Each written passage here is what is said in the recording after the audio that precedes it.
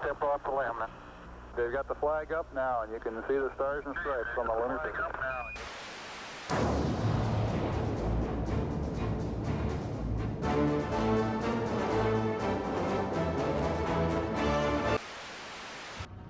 Into the apocalypse.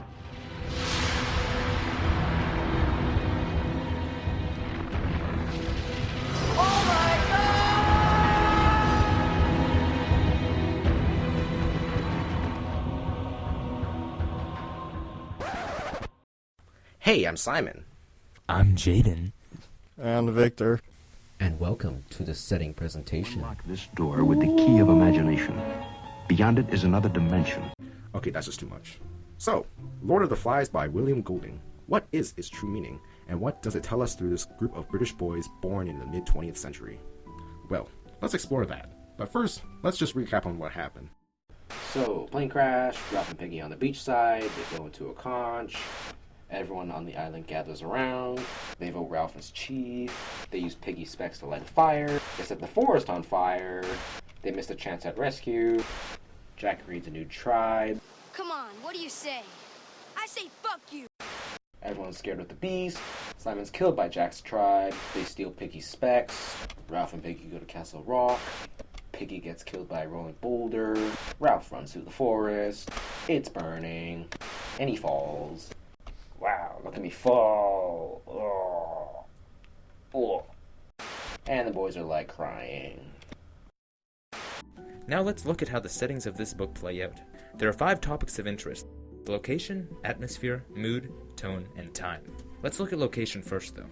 Restart the story and you can already see some unique imagery in effect. For example, the story takes place on an island, and not just any island, an island that looks like a boat.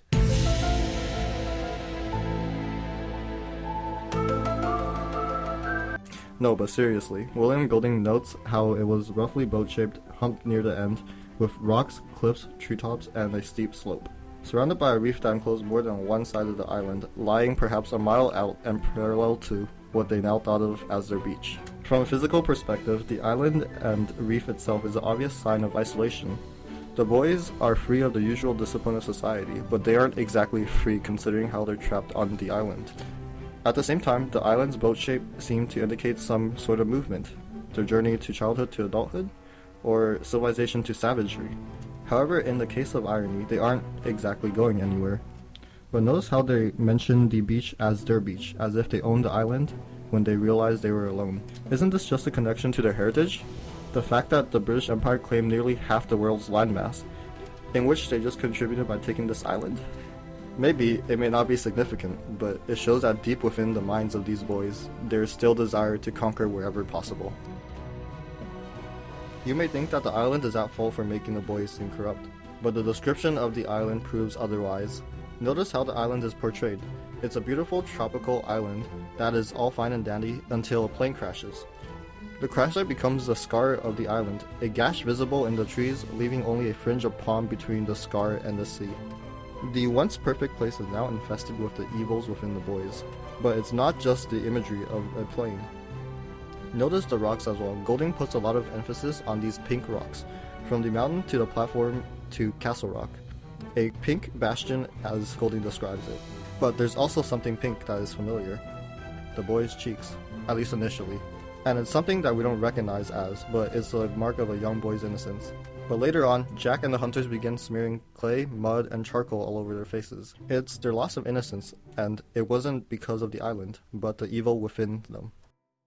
But maybe the island had something to do with the evil inside the boys. What is the atmosphere of the story trying to tell us exactly? Well, it's a tropical beach. What more can you have in it? We first enter the story with a feeling of relaxation and happiness of a destination resort on the beach, but it only lasts briefly. As the boys start to explore the island, the eeriness of the jungle starts to seep in. We see it first through Ralph, when he was, quote, clambering heavily among the creepers and broken trunks when a bird, a vision of red and yellow, flashed upwards with a witch-like cry, and this cry was echoed by another. The key there is the, quote, witch-like cry. Later on, the fear of the beast becomes apparent, escalating to the wild hunt of Jack and his hunters as it becomes a kill-or-be-killed war zone until the very end, where all of a sudden it's just nothing. What gives? The fears and anxiety all of a sudden disappear. It's as if the boys were having a bad dream, but it wasn't a dream. it was all real.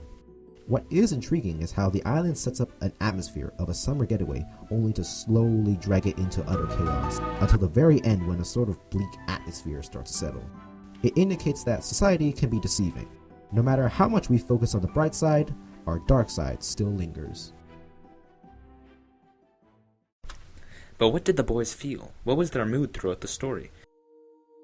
Even from the start, the boys began to feel something odd, something unusual from the norm of their lives. They're alone. Just think about it. You're on a deserted island where there's no adult to tell you what to do, and you could be stuck there forever. Sure, it may mean you can just have fun, but the dreadful feeling of being abandoned will eventually sink in. No, God! No, God, please, no! No! No! No! The boys feel the same way too, but perhaps what makes their reaction interesting is the fact that they're above all British. They are the epitome of discipline, who are used to the very nature of order, and even they feel odd. And it gets worse. The gradual fear of the beast starts to emerge, and Jack becomes more predatory. The whole mood of the boys starts to turn fearful. They begin to lose control of what is right. The anxiety of the beast and the lack of rescue induces hopelessness. It becomes the chaos of their almost disintegrated society. In Chapter 9 in particular, the extreme weather plays a big role in their fear. The thunders, the need for security and shelter lure them into Jack's dance, which ultimately ends at the death of Simon. But like the atmosphere, all seems to just change at the very end. The bleakness of their situation is apparent. As they regain their senses, they begin to think of what they've done. The bloodshed, the fears, and the violence is real. Disbelief is at hand, and it's this disbelief that is likely to indicate mankind's ignorance to their inner evil, and the subjection of society to that inner evil whenever possible, to even the most disciplined. But was it truly the boys' fault? Golding seems to think so, but with an illusional mix. At the beginning, there isn't much bias towards the boy, keeping a more neutral perspective, but the tone starts to become more sinister. It is clear that human nature itself is to blame. The clear details of the pig huntings, the evil tone behind the smashing of the conch and the glasses, and the horrors of Simon's death, all seemed evident that deep down, Golding does not have any pity on these boys. But he also doesn't blame them for what caused their atrocities. Instead, he seems to blame it on our primal instincts, the fundamental factor that seems to develop throughout the story, and its presence within society. The sudden sense of relief and disbelief that the boys seem to face at the end of the book is what Golding wants the reader to notice. It being the hard way society learns about the inner evil within it. Which brings us to our final topic, time. Perhaps we haven't talked too much about time, and the book doesn't provide a very specific date, but considering the story and the book itself, we can tell that it was most likely in the 1950s, just after the Second World War. We see this when Piggy mentions the atomic bomb, about, quote, what the pilot said about the atom bomb and how they're all dead, which may have referenced the use of atomic bombs near the end of the war. In Chapter 6, the book also mentions a parachutist, which was, yet again, another relic of World War II. So it begs the question, is Lord of the Flies just a rerun of World War II? And as such, could Jack be Hitler?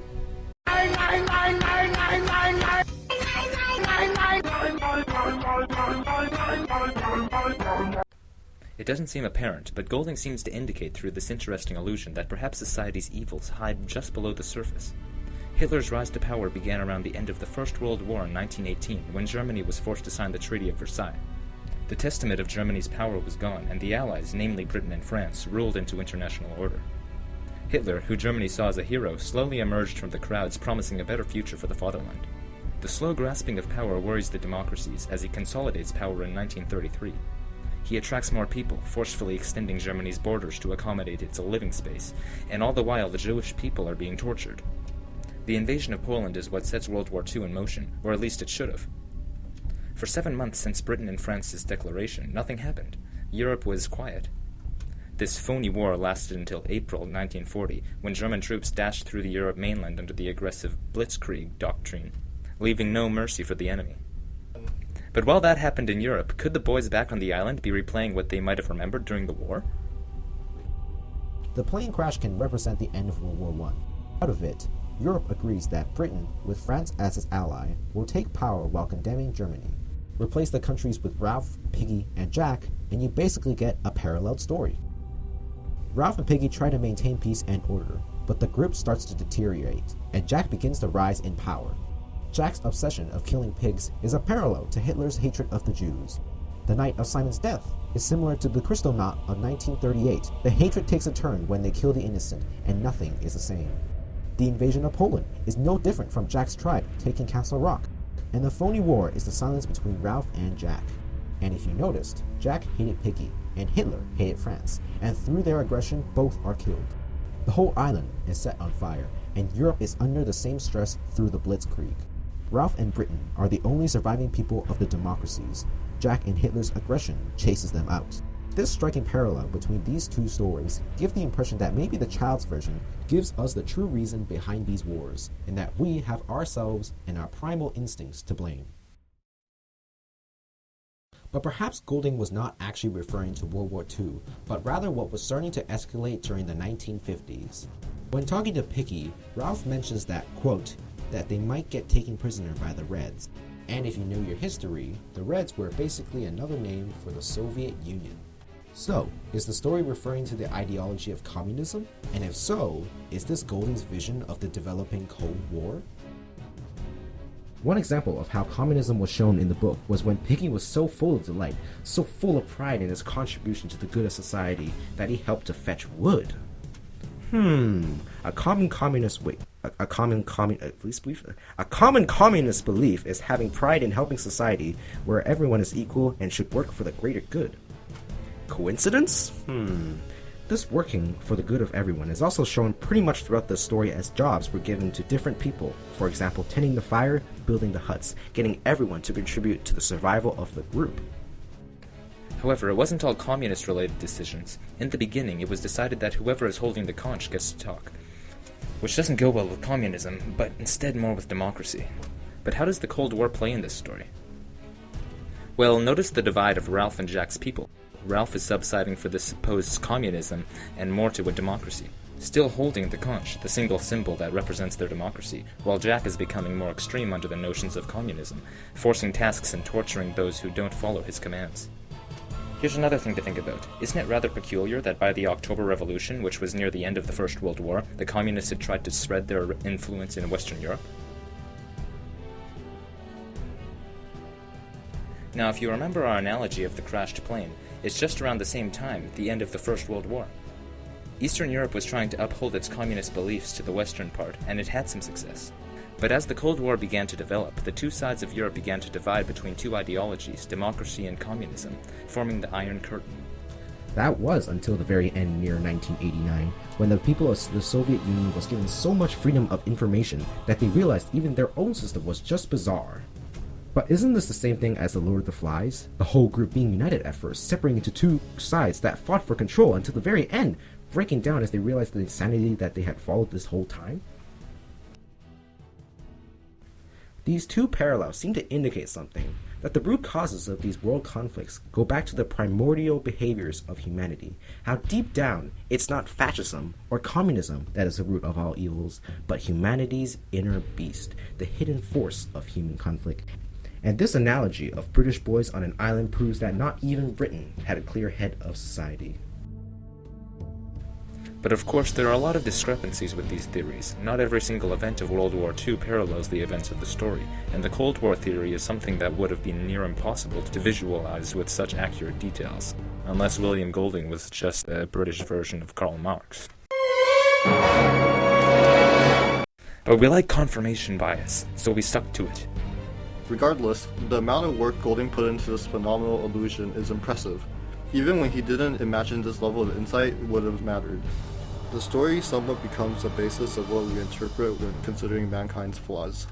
The rich detail and imagery of the island, the atmosphere, mood, and tone of the story set aloft the thoughts that provoke reconsideration of our ways. The connection it has with humanity's bloodiest century gives thoughtful readers the chills, the disbelief that this is what the world could have turned, and the creativity that knows the disguise of the inner beast in the form of British youngsters.